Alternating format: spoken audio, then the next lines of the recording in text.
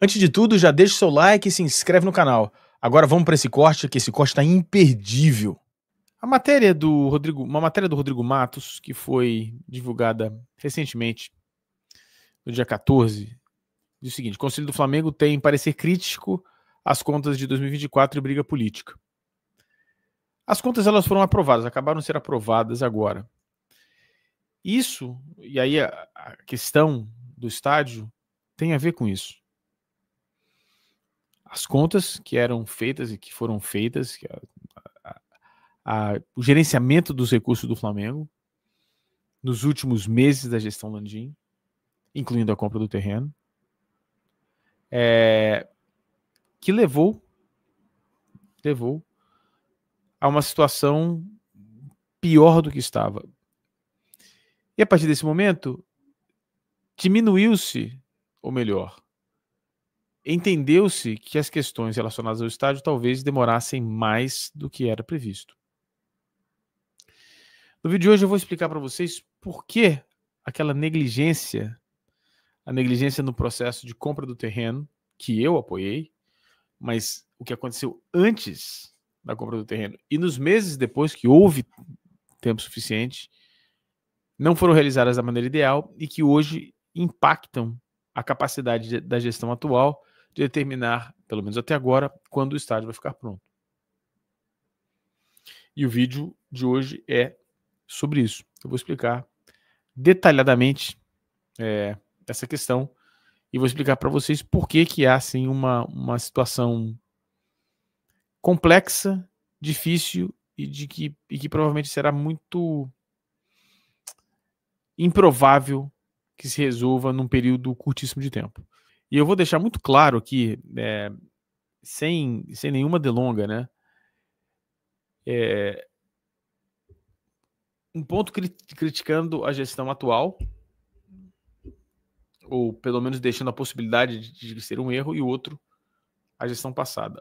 Com relação à gestão atual, oficialmente não há nenhum movimento contrário à questão do estádio. Pelo contrário, o que se diz e aparentemente, tudo que está sendo feito é para que o estádio saia. Eu não posso cravar aqui que essa gestão atual não vai enterrar o projeto, não dá para dizer isso. Eu não acredito nisso, eu acredito que vai sair. Agora, serão tomadas as medidas necessárias para que o projeto não destrua o Flamengo. Simples assim. E eu vou falar das negligências na compra do terreno hoje novamente. Vamos deixar isso claro novamente. Exatamente isso. Você avisou várias vezes que o processo que o Landim fez estava errado e muitos idiotas que não sabem de nada te execraram por isso. Eu ainda continuo execrando. Então tem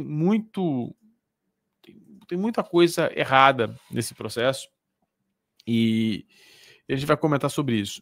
Bom, primeiro com relação à impossibilidade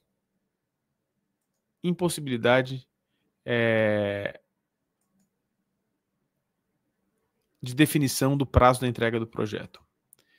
E por que é relevante os erros que foram cometidos lá atrás? Pelo seguinte, para você estabelecer uma data de entrega de um projeto como esse, um projeto extremamente complexo, um projeto que, inclusive, dou aula disso aqui na faculdade. Hoje, inclusive, teve uma tese de mestrado sobre isso que eu participei da banca, sobre risco em grandes projetos, gerenciamento de risco em grandes projetos. Quando você olha para um projeto,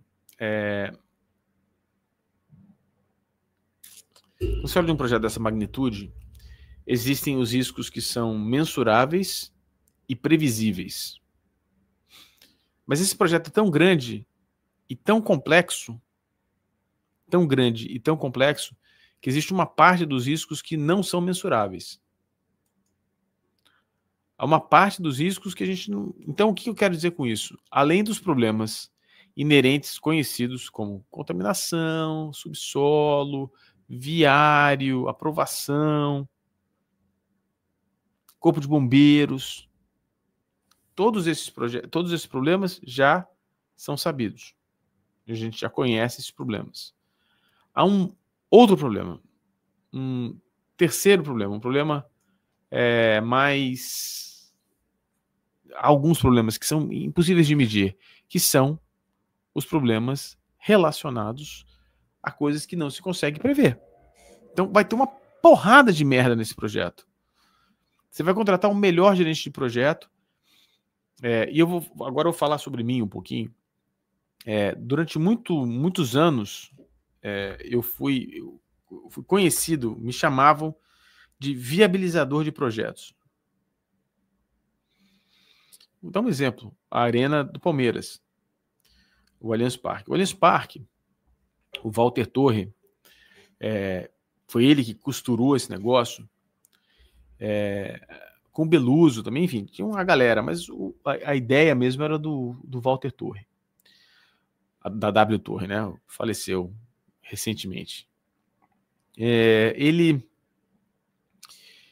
foi na empresa onde eu trabalhava e chamou um grupo de nós, né, a empresa onde eu trabalhava, para que nós fôssemos na reunião para tentar viabilizar o projeto. Então, a empresa onde eu trabalhava, a minha função, durante muitos anos eu fiz isso, foi viabilizar projetos. Como funciona esse processo de viabilização de projetos? Esse processo de viabilização de projetos, tá? É um processo que depende direta e exclusivamente do custo do projeto. A coisa mais essencial de toda essa discussão é você, antes de comprar, deveria ter sido feito, não foi, ou seja, já tem um problema, portanto, deveria ser feito logo depois da compra do terreno. Seria olhar para o projeto, falar, olha, vai custar tanto. Entrega esse pacote de custo a um viabilizador de projeto. Lá no caso do Allianz Arena, havia uma situação interessante. O estádio do Palmeiras fica ao lado, colado mesmo, não colado, perto, próximo de um shopping center chamado West Plaza. Atrás dele, aí sim, colado, ficava o Shopping Matarazzo, que mudou de nome, agora é Shopping Bourbon. Passou por uma grande reforma. E já era sabido que isso ia acontecer. Então tinham dois centros comerciais, um do lado do outro, colados mesmo. Nesse sentido, o que aconteceu? O que aconteceu? Havia uma questão importante sobre a dúvida da geração de comércio, de volume dentro do estádio. Havia uma dúvida imensa sobre isso. Então, o que o Walter Torre fez? O Walter Torre nos chamou e falou, vem cá, nos ajudem a viabilizar esse projeto, porque esse projeto vai custar tantos milhões de reais. E a gente foi lá e correu atrás e viu, e viu, infelizmente, neste caso específico, a gente só deu algumas ideias, mas a gente não pôde viabilizar nada. Não havia possibilidade da gente ajudar. E não havia possibilidade da gente ajudar por uma razão simples.